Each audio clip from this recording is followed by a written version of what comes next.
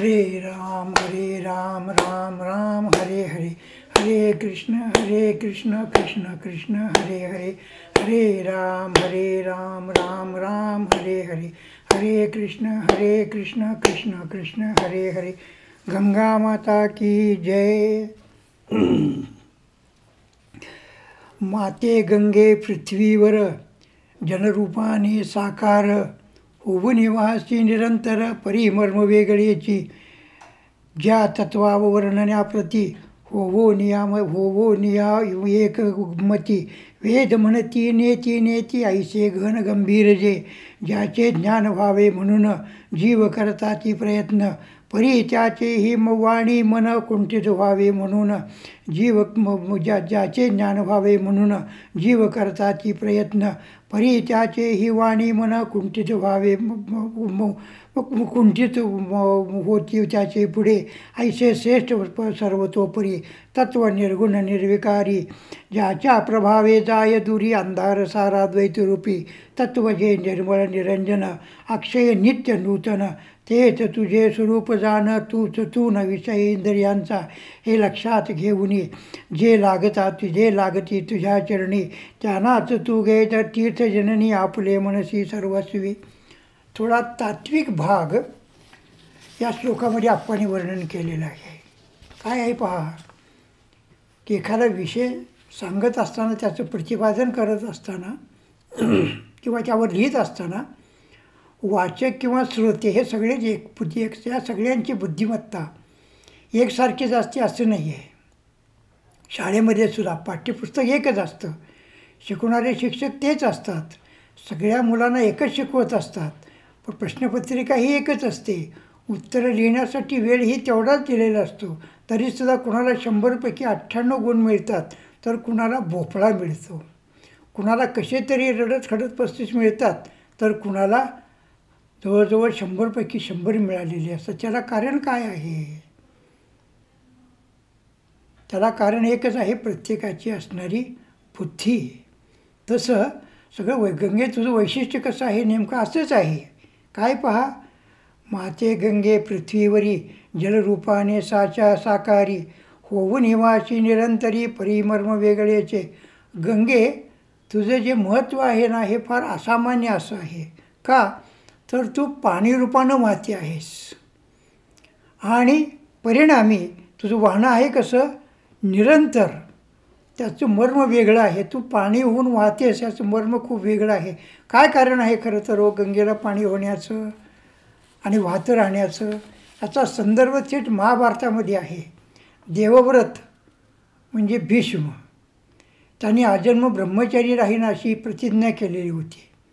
त्याच वेळेला मी हस्तिनापूरच्या गादीशी प्रामाणिक राहीन अशी ही शपथ घेतलेली होती, प्रतिज्ञा केलेली होती.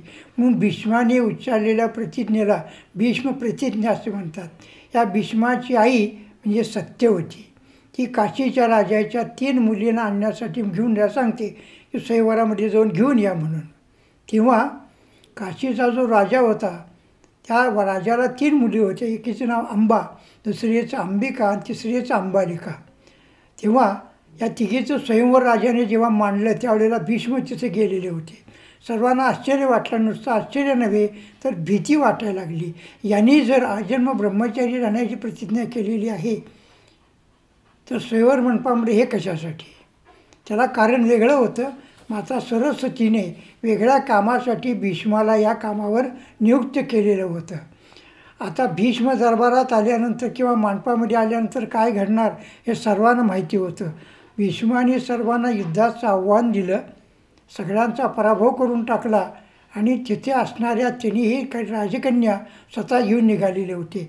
अंबेला रथामध्ये बसवलं, अंबिकेला रथामध्ये बसवलं, आणि अंबालिकेलाही रथामध्ये बसवलं.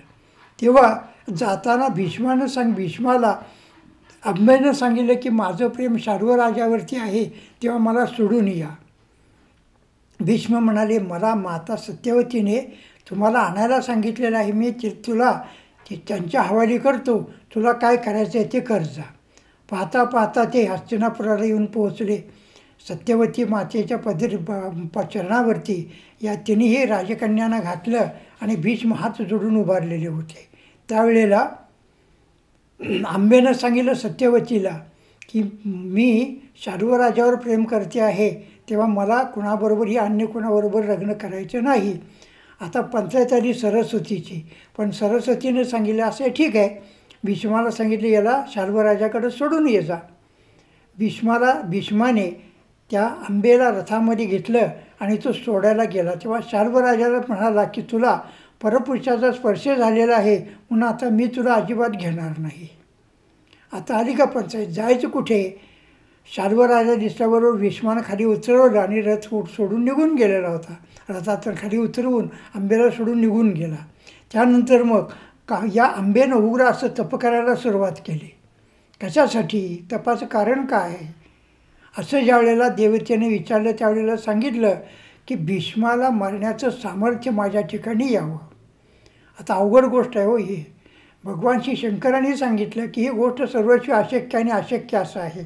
एवढंच नव्हे तर तिला असं कळलं की गंगेच्या पाण्यामध्ये उभा राहून तप केलं तर गंगा प्रसन्न होते आणि मग तप करणाऱ्या लोकाला आशीर्वाद देत असते.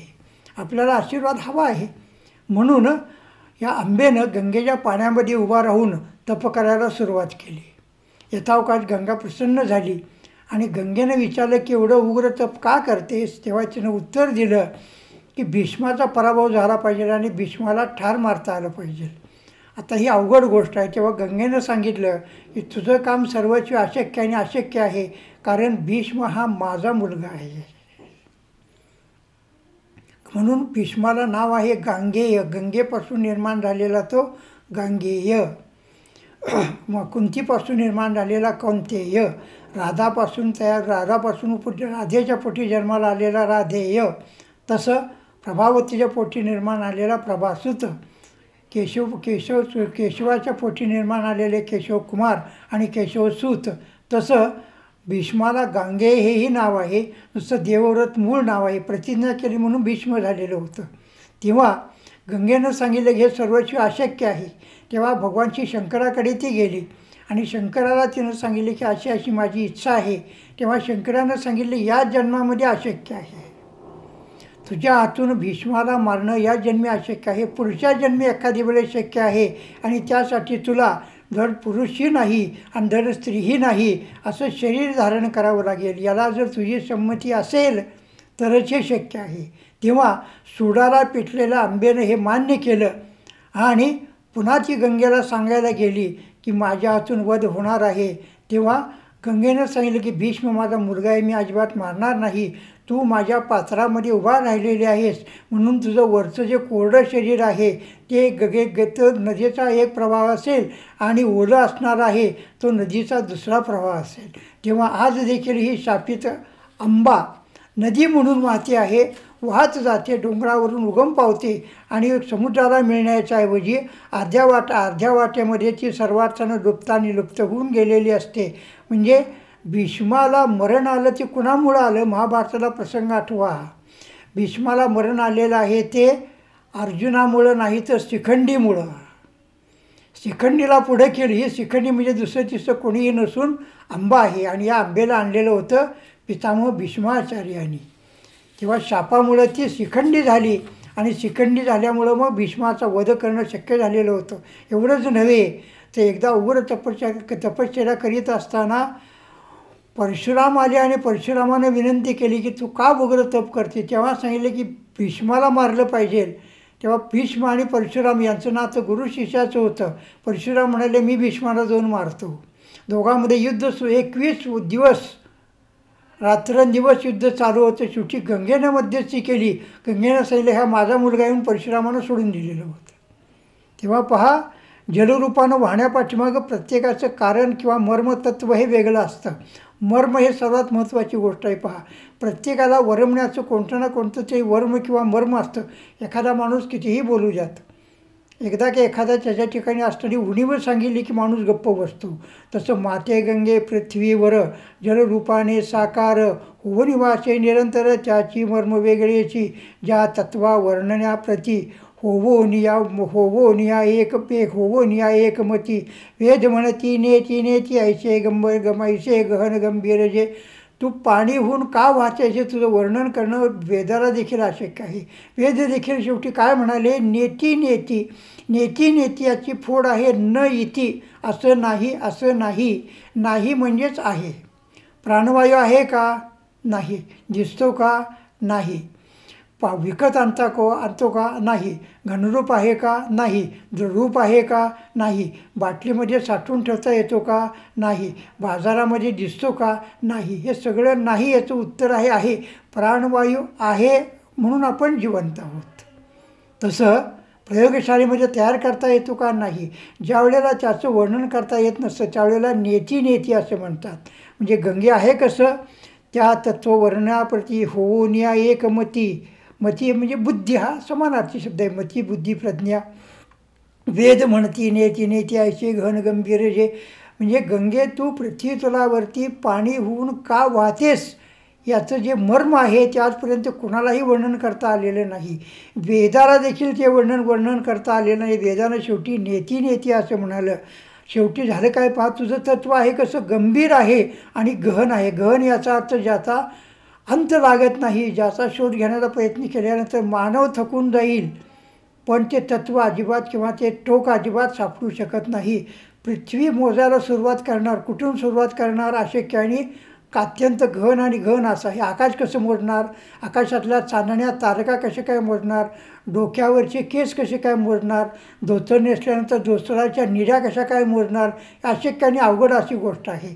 मुलाचं आईवरती असणारं प्रेम मोजणं अशक्य असतं आणि आईचं मुलावरती असणारी माया किंवा प्रेम मोजणं अशक्य असतं. माता पिता अपत्यावरती किती प्रेम करतात ते गहन असं तत्व आहे, मोजता येत नसतं. फुटपट्टी नाही, काहीही शक्य नाही, कुठलं परिमाण अजिबात नाही आहे.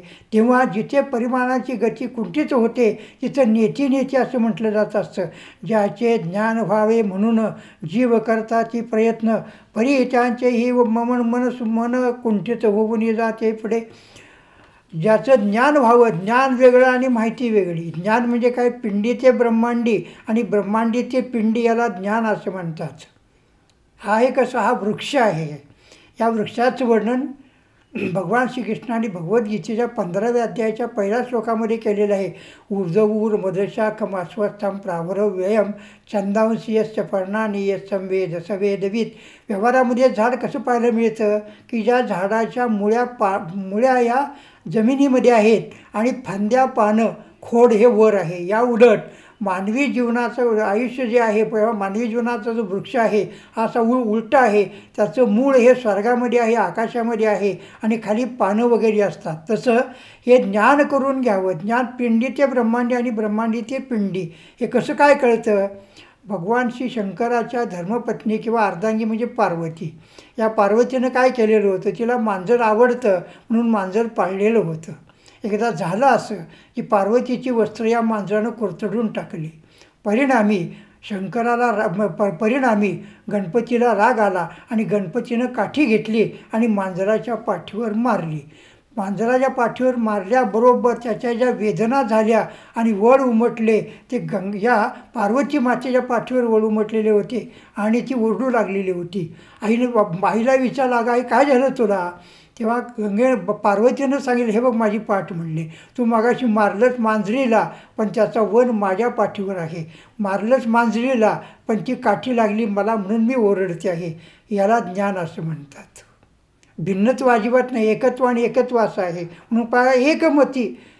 कुठल्याही म्हणजे बुद्धी कशाही प्रकारची असली तरी ती स्थिर करून ज्यावेळेला ज्ञानप्राप्ती करण्याचा प्रयत्न करतात त्यावेळेला काय होतं, त्याची ही मती कुंठित होते. ज्याच्यामुळे तुझ्यामुळं त्यांची मती म्हणजे बुद्धी ही कुंठित होऊन जाते. कारण तुझा महिमा हा अवर्णनीय अशा प्रकारचा आहे. ऐसे श्रेष्ठ सर्वतोपरी तत्व निर्गुण निर्विकारी, त्याच्या पुढे दुरावी अंधार सारा द्वैतरूपी तत्व जे निर्मळ निरंजन अक्षय नित्य नूतन.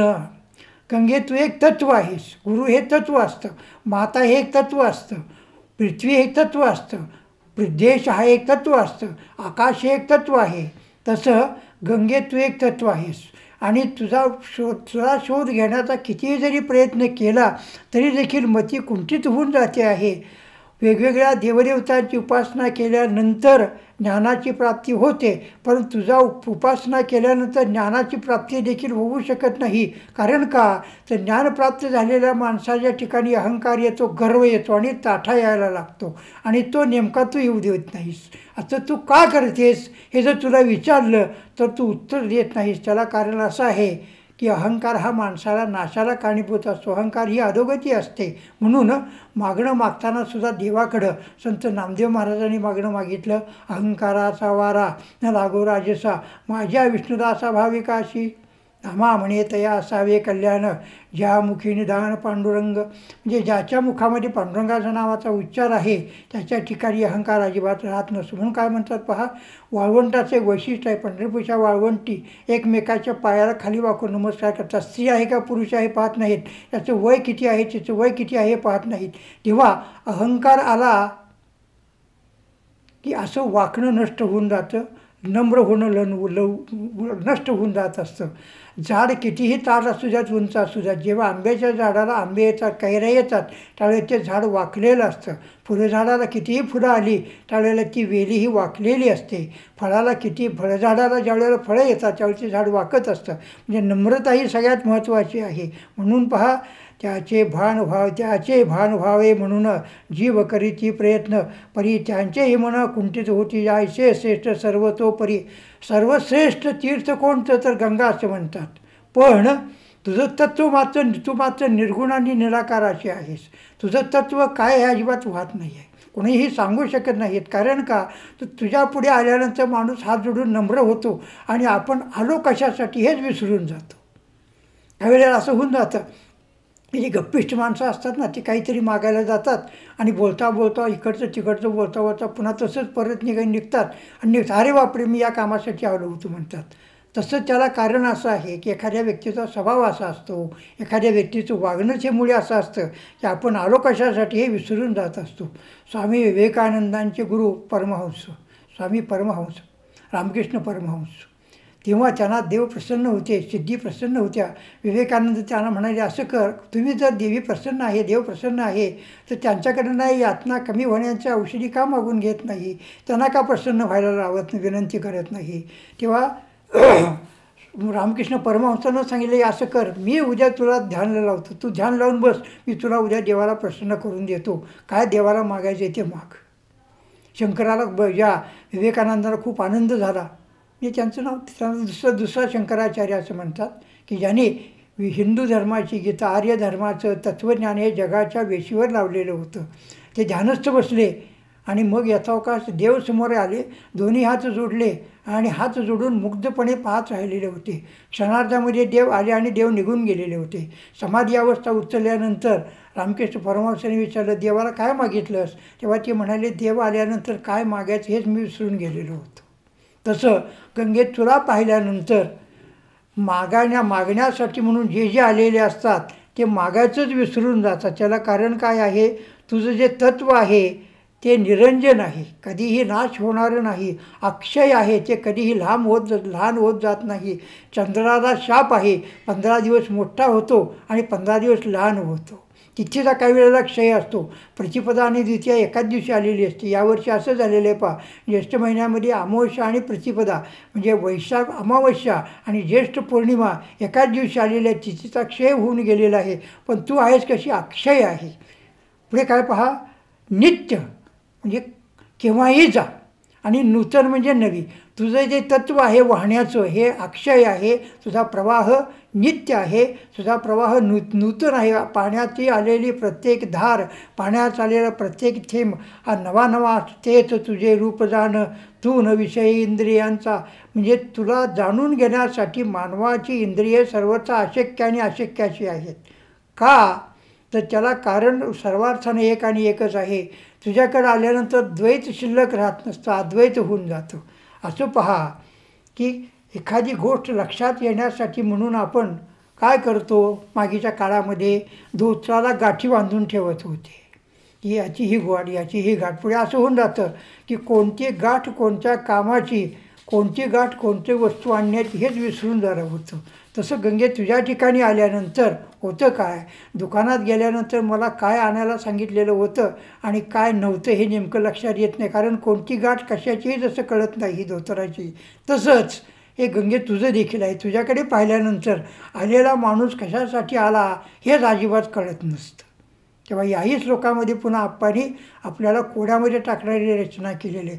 पुढच्या श्लोकामध्ये आप्पा म्हणतात, गंगे तुझी पावन स्मृती एकदा ही आल्या चित्ती, सर्व सवे शांत करणवृत्ती शांत होऊन जात असे, तुझ्या नामाचे गायन येता एकदा मुखातून, तेवढ्यानेही निरंतर भवतापाचे होत असे.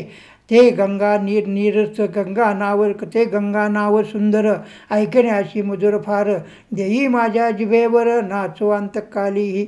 इथे एक इच्छा व्यक्त केलेली आहे आप्पांनी किंवा मूळ श्लोकामध्ये जगन्नाथ पंडितांनी. ते काय म्हणतात, गंगे माझी एक इच्छा आहे. ती इच्छा कोणती, तर तुझं नाव माझ्या मुखावरती कायम राहावं, माझ्या ओठावरती कायम राहावं, माझ्या जिभेवरती कायम राहावं. जन्मांध असणाऱ्या सूरदासाची रचना इथे काय म्हणतात, इतना तो करना स्वामी जब प्राण तनसे निकले. शरीरातनं प्राण निघून जाताना हे भगवंता तुझं नाव माझ्या ओठावरती राहावं, सदा माझे जोडा जडो तुझी मूर्ती, रुक्माईच्या पती सोयरिया, घेई माझे वाचे गोड नाम विठोबाचे. तेव्हा जिभेला तो चाळा किंवा लळा लळणं आवश्यक असतं. गंगे तुझी पावन मूर्ती, गंगे तुझी स्मृती जी आहे, मूर्ती पावन आहे असं नव्हे, तुझी स्मृती म्हणजे तुझं आठवण देखील पावन करते आहे. नुसतं का गंगेला जायचं जरी म्हणलं तरीसुद्धा गंगेला गेल्याचं पुण्य आपल्याला मिळत असतं. जसं काशी सुजावे नित्य वदावे म्हणतात, तसं गंगे सुजावे नित्य वदावे. स्मृती याचा अर्थ काय आहे, त्या गोष्टीचं लिखाण करून ठेवणं. ज्या वेळेला जे आठवते सगळं लिहून ठेवलेलं असतं. याज्ञवल्क्य स्मृती वेगळी, पाराशर स्मृती वेगळी, ब्रह्मण स्मृती वेगळी. म्हणजे वेगवेगळ्या ऋषी मुनी साधू संत सत्पुरुषांनी स्मृती म्हणजे त्यांना जे काही ध्यानावस्थेमध्ये आठवलं ते काही त्यांनी लिहून ठेवलेलं आहे. पाराशर स्मृतीमध्ये पराशर ऋषींनी कृषी विज्ञान लिहून ठेवलेलं आहे. ढगाचा रंग, वाऱ्याची दिशा, आकाश केव्हा कसं राहतं, ढग केव्हा वेळेला कसे राहतात, या सगळ्यावरून त्यांनी पाऊस पडेल किंवा पडणार नाही हे कृषीशास्त्र सांगितलेलं आहे. त्याला पाराशर स्मृती असं म्हणतात. पराशरपासून पाराशर, जसं राधापासून राधेय, गंगेपासून गांगेय, तसं पराशरापासून पाराशर. गंगे तुझी पावन स्मृती एकदा ही आल्या चित्ती, सवे शांत कर्णवृत्ती शांत होऊन जात असे. तुझ्या नावाचा आठव एकदा जरी मनामध्ये आला तरीसुद्धा चित्तवृत्ती शांत होऊन जातात. शांत ही गोष्ट सर्वात अवघड आणि अवघड अशी आहे हो. भरपूर जर जेवण झालं तर आपल्याला शांत झोप लागते आणि पोटामध्ये जर अन्न नसेल तर झोप लागत नसते. शांत झोप तर आणखीन लांब राहिलं, गाढ झोप तर आणखीन लांब राहिलं. तुझ्या नामाचे महिमान, नाम हे काय आहे, नामस्मरण ही भक्ती आहे. नवविधा भक्तीमध्ये हे आहे. भागवतामध्ये आपल्याला प्रसंग सगळ्यांना माहीत आहे की खांबातून प्रगट झालेल्या नरसिंहाला शांत करण्यासाठी म्हणून भक्त प्रल्हादाने त्या नरसिंहाची विनवणी करायला सुरुवात केलेली होती. तिथे नवविधा भक्ती सांगितलेल्या आहेत. श्रवणम कीर्तनम विष्णू वंदनम पादसेवनम, म्हणजे भगवंताच्या नावाचा सदैव उच्चार करत राहणं ही सर्वात महत्त्वाची आणि महत्त्वाची भक्ती आहे. कलियुगामध्ये वर्णन करताना नारद स्मृती सांगते, कलो नास्तेव गतिरे अन्यतः. कलियुगामध्ये देवाच्या नावाशिवाय उद्धार करणारं दुसरी कोणतीही गोष्ट अजिबात नाही आहे. नाम हे कसं आहे, उलटं घेतलं तरीही परिणाम तोच होतो आणि सुलटं घेतलं तरीही परिणाम तोच होतो. पेढा, या वस्तूला पेढा म्हणतात असं म्हणून खाल्लं तरी तो गोडच लागतो. आणि पेढा हे काय आहे माहिती नसलं तरीसुद्धा खाल्ल्यानंतर तो गोडच लागत असतो. विष घेतलं तर याला विष म्हणतात. परिणाम काय आहे माहिती नसल्यानंतर विष घेतलेली व्यक्ती मरून जाते आणि त्याला नाव माहिती नाही. माहिती असणाराही घेतल्यानंतर मरून जातो आणि त्याची महती माहीत नसणाराही मरून जातो. तसं गंगे तुझं आहे कसं, तुझं नाव हे सर्वश्रेष्ठ आहे. उलटे जरी घेतलं, विष्णवेन महा म्हणलं तरीही चालतं, विष्णू महा म्हणलं तरीही चालतं, विष्णेन महा म्हणलं तरीही चालतं, नुसतं विष्णू म्हणलं तरीही चालतं. तसं तुझं नाव हे सर्वश्रेष्ठ आहे. म्हणून आपले पूर्वज खूप हुशार होते. मुलगी झाल्यानंतर नद्यांची नावं ठेवत होती. या निमित्तानं मुखामध्ये देवाचं नाव येत होतं. मुलगा झाल्यानंतर विष्णू सहस्रनामातली किंवा संध्येतील 24 नावं ठेवत असत. त्यामुळं देवाचं नाव मुखावरती देवाचं नाव जिभेवरती येत असं. प्राचार्य शंकर वामन दांडेकर यांची बदली झाली पुण्याहून मुंबईला. आता मुंबईचे विद्यार्थी किती उन्हाळ, मुळात महाविद्यालयातले सगळेच विद्यार्थी उन्हाळ असतात, त्यातल्या त्यात मुंबईचे आणखीन भामटे आणि उन्हाळ. ते वर्गात आल्याबरोबर मामांची मूर्ती पाहिल्याने सगळे मोठ्यांना ओरडले, पुंडलिका वरदे, हरिविठ्ठल, श्री ज्ञानदेव तुकाराम. मामा चिडले नाहीत, शांत होते. फळ्याजवळ गेले.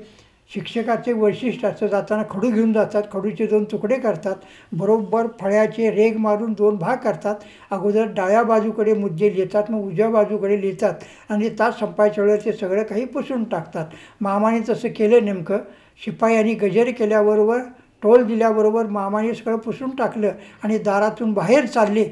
बाहेर जाताना थांबले आणि म्हणाले, आता असं करा, तुम्ही वर्गात आल्यानंतर, मी वर्गात आल्यानंतर तुम्ही काय म्हणाला ते आता मी जातानाही म्हणा.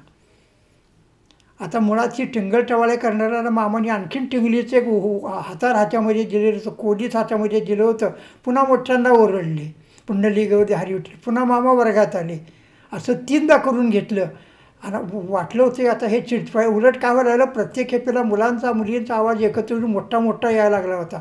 पण पुढच्या प्राध्यापकाला कळेना की बाबा काय चाललं. हे वर्गात येतात आणि बाहेर जातात, बाहेर येतात आणि पुन्हा आत जातात. शेवटी मामा वर्गात गेले, फळ्याजवळ उभारले आणि म्हणाले, मी बाहेर जाताना काय म्हणला ते पुन्हा एकदा म्हणा आणि आत येताना काय म्हणला ते पुन्हा एकदा म्हणा. आणि इथून असं करत जा, प्रत्येक प्राध्यापक वर्गात आले की असंच म्हणत जा आणि वर्गातून बाहेर जाताना असंच म्हणत जा. या निमित्तानं केवळ तुमच्या मुखामध्ये देवाचं नाव येईल. तेव्हा नाम कधीही जरी उच्चारलं तरीही त्याचा फायदा हा एकसारखाच होत असतो. फ्रॉम सबमरीन टू सॅटेलाईट, पाणबुडीपासून उपग्रहापर्यंत किंवा उपग्रहापासून पाणबुडीपर्यंत कुठेही जरी असलं तरीसुद्धा चालतं. म्हणून जनाबाईचा अभंग आहे. जनाबाई म्हणून जातात, जडिता कांडिता तुझं गायीन आनंदा. अहो, हे जनाबाई पांडुरंगाच्या नावाचा उच्चार करत असताना तो जो गौऱ्याचा प्रसंग आहे ना, कबीराने घडवून आणलेला आहे पहा, तो प्रसंग आपल्याला माहीत असेल. पुन्हा एकदा सांगण्याचा प्रयत्न करतो. सर्व संत काशीला गेलेला असताना कबीराची भेट झाली आणि कबीराला विनंती केली की तुम्ही पंढरपुरी या, तिथे एक देवता आहे म्हणून. ते तिथे गेले. त्यावेळेला संपूर्ण देव सत्पुरुष वगैरे सगळे निघून गेलेले होते. मग ते गेले जनाबाईच्या ठिकाणी. तिथे त्या जनाबाईच्या ज्या सख्या होत्या, मैत्रिणी होत्या, त्या शेण्या त्यांनी गोऱ्या केलेल्या होत्या, त्या गोऱ्या एकत्र करून टाकल्या. जनाबाईच्या गोऱ्या जास्त होत्या आणि तिच्या मैत्रिणीच्या कमी होत्या. पण तिनं काय केलं, लवकर येऊन जनाबाईच्या गोऱ्या देखील आपल्याच गोऱ्यामध्ये मिसळून टाकल्या. त्यावेळेला मग भांडण सुरू झालं. गोऱ्या माझ्या आहेत, गोऱ्या, त्याच्यावर काही नाव नसतं, कसं काय ओळखणार तुम्ही. असं पहा, वर्तमानपत्रावर किंमत असते पण कांद्यावर कोण छापील किंमत असते का.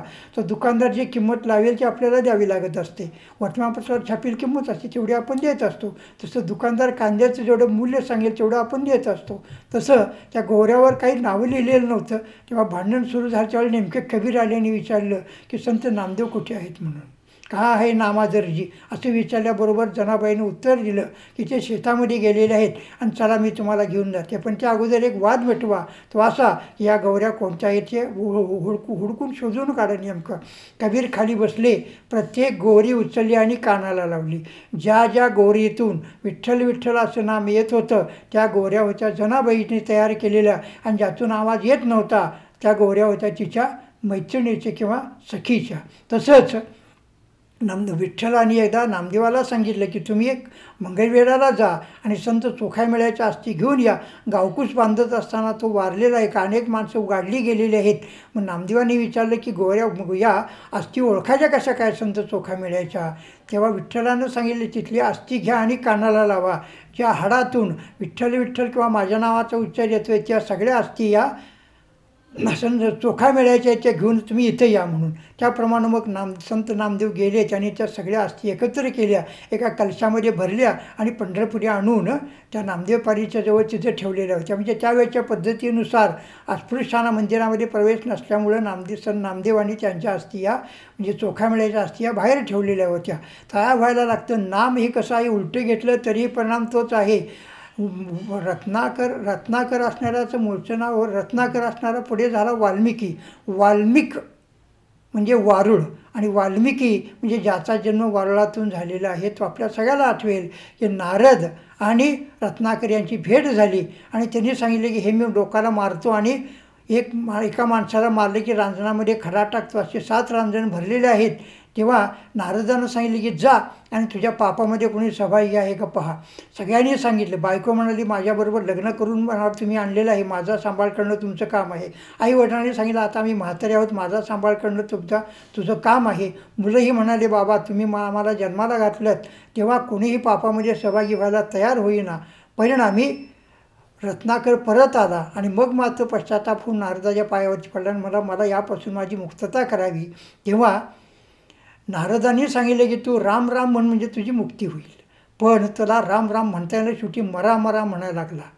तो प्रसंग आपल्या सगळ्याला ठाऊक आहे. तेव्हा नाम उलटे घेतलं तरीही फायदा तोच आहे आणि सुलटे घेतलं तरीही तोच आहे. तेव्हा गंगे तुझं नाव हे सर्वश्रेष्ठ अशा प्रकारचं आहे.